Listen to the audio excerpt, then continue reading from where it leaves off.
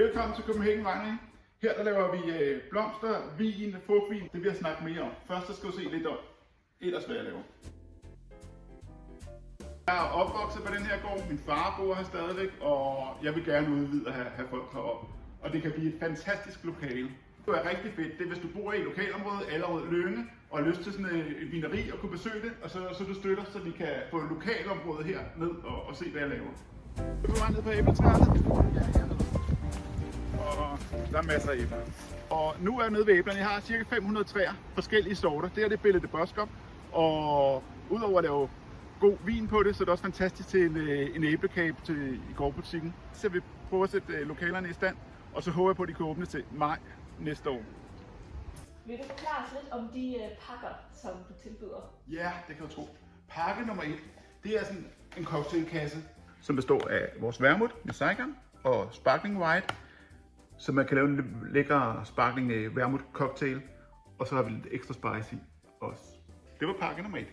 Og pakke nummer 2, der har vi 3 hedvin, altså en vermouth. Det var vermouthen. Amaro, som er sådan en, som vi mest kender fra Campari og Aperol herhjemme, og god til sprit, og så vores gløgg. Så har vi pakke nummer 3, det er Santa Baby, som er vores gløgg, lavet på solbær, blommer og æbler, og er oppe på 18%. Rigtig godt, hvis man drikker en kold med isterninger.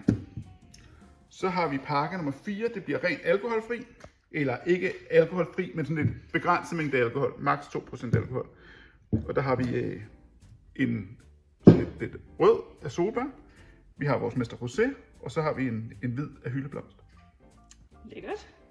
Og så har vi sidste sådan en smagskasse, hvor vi har en æblebrandy, en Sloan Gin, vi har vores low-alk, Mester Rosé, og så en Amaro, som vi også kender fra Campari igen, vores gløgg og Power Woman, som er vores bedst sælgende.